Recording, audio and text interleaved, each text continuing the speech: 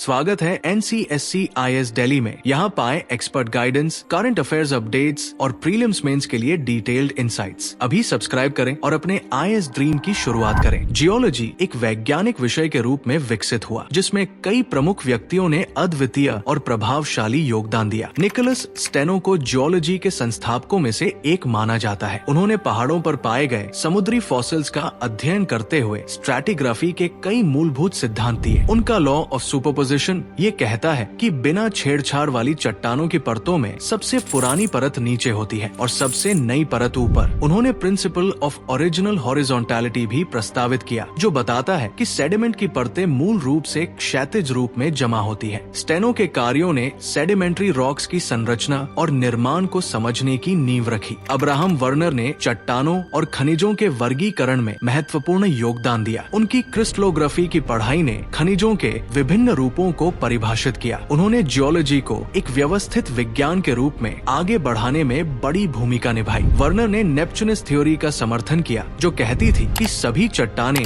एक प्राचीन महासागर में सेडिमेंटेशन प्रक्रिया से बनी थी। हालांकि ये सिद्धांत बाद में गलत साबित हुआ, लेकिन मिनरलोजी और रॉक क्लासिफिकेशन में उनका योगदान आज भी प्रभावशाली है। जोवानी आर्डुइनो को स्ट्रैटिग्राफी का जनक माना जाता है। उन्होंने जियोलॉजिकल क्रोनोलॉजी में क्रांतिकारी योगदान दिया और पृथ्वी की सतह को प्राइमरी, सेकेंडरी, टर्टरी और क्वाटरनरी नामक अवधि में वर्गीकृत किया। ये वर्गीकरण पृथ्वी के भूवैज्ञानिक इतिहास की उम्र और संरचना को समझने का एक व्यवस्थित तरीका प्रदान करता है। जेम्स हटन को आधुनिक जियोलॉजी का जनक कहा जाता है। उन्होंने यूनिफॉर्मिटेरियनिज्म का क्रांतिकारी सिद्धांत पेश किया। ये सिद्धांत बताता है कि वर्तमान में हो रही भूवैज्ञानिक प्रक्रियाएं जैसे कटाव और सेडिमेंटेशन वही प्रक्रियाएं जो पृथ्वी को इसके इतिहास में आकार देती आई है। उन्होंने इसे इस वाक्य से सारांशित किया कि वर्तमान अतीत की कुंजी है। उनके विचारों ने पृथ्वी के निर्माण के पुराने कैटास्ट्रोफिक दृष्टिकोण को चुनौती दी और पृथ्वी की विशाल आयु को समझने का आधार प्रदान किया। लुइस अगेसिस ने ग्लेशियल जियोलॉजी और पैलियोंटोलॉजी में उल्लेखनीय योगदान दिया। उनके ग्लेशियर अध्ययन ने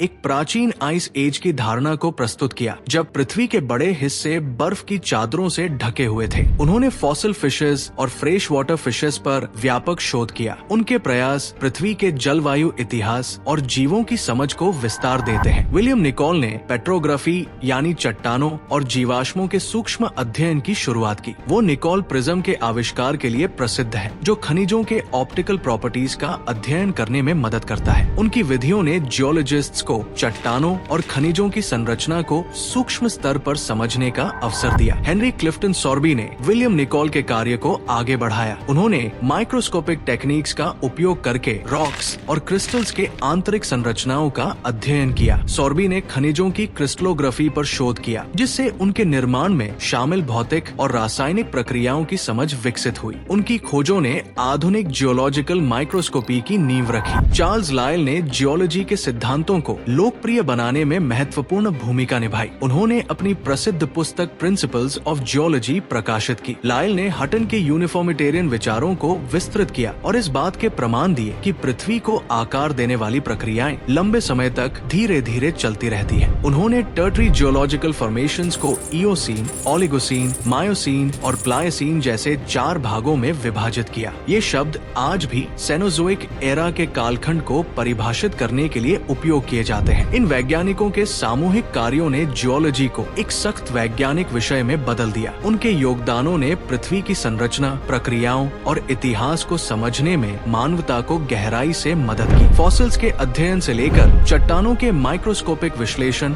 और जियोलॉजिकल पीरियड्स के वर्गीकरण तक इन नींव रखने वाले कार्यों ने जियोलॉजी को प्राकृतिक विज्ञान का एक महत्वपूर्ण आधार बना दिया। Thank you for watching NCSC-IS Delhi. आपकी UPSC प्रिपरेशन जर्नी में हम हमेशा साथ हैं। वीडियो को लाइक करें, शेयर करें और चैनल को सब्सक्राइब करना न भूलें। मिलते हैं अगले वीडियो में।